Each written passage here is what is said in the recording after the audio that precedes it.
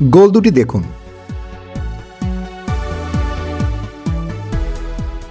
কি দেখেছেন তো? এখন আপনি হয়তো ভাবছেন ডাইনামিক কোনো ফরওয়ার্ড অ্যাটেম্প নিয়েছে। আপনার ভাবনাটা কিন্তু অস্বাভাবিক না। এ ধরনের গোল সচরাচর ফরওয়ার্ডরাই দিয়ে থাকেন, কিন্তু এখানে বিষয়টা একটু ভিন্ন। কেননা রক্ষণভাগের অতন্দ্র প্রহরী হয়ে যার কাজ গোল ঠেকানো, তিনি যখন প্রতিপক্ষের ডিবক্সের বাইরে থেকে অবিশ্বাস্য সব রকেট ছুটতে শুরু করেন, তখন ফুটবল বিশ্ব চমকে যাওয়ারই কথা। এক নতুন আর্জেন্টাইন হ্যারিকেনের আবির্ভাব ঘটেছে।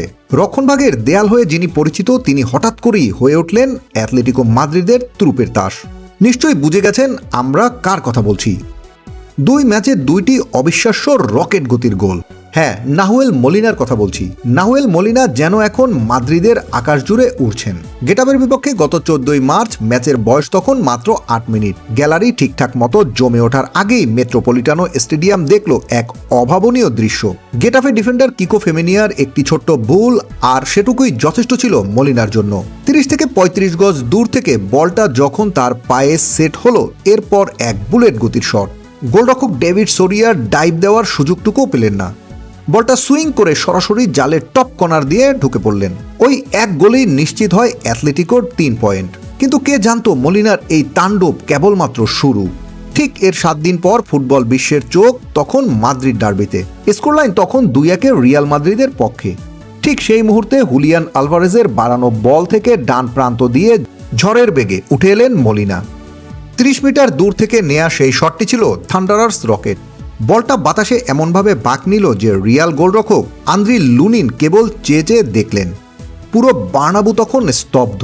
এবার চলুন ট্যাকটিক্যাল একটু কথা বলি মলিনার এই গোল আর ম্যাচ রিডিং নিয়ে।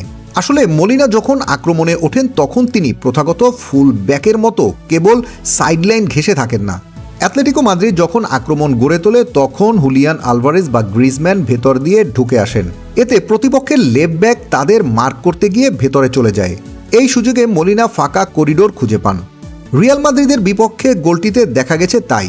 রিয়ালের ডিফেন্স যখন সেন্ট্রাল রানারদের নিয়ে ব্যস্ত, মলিনা তখন রাইট হাফ স্পেসে সম্পূর্ণ আনমার্ক ছিলেন। অন্যদিকে মলিনার গোলগুলো মূলত ট্রানজিশন মোমেন্টের ফসল। গেটাফের বিপক্ষে গোলটি এসেছে হাই প্রেসিং থেকে।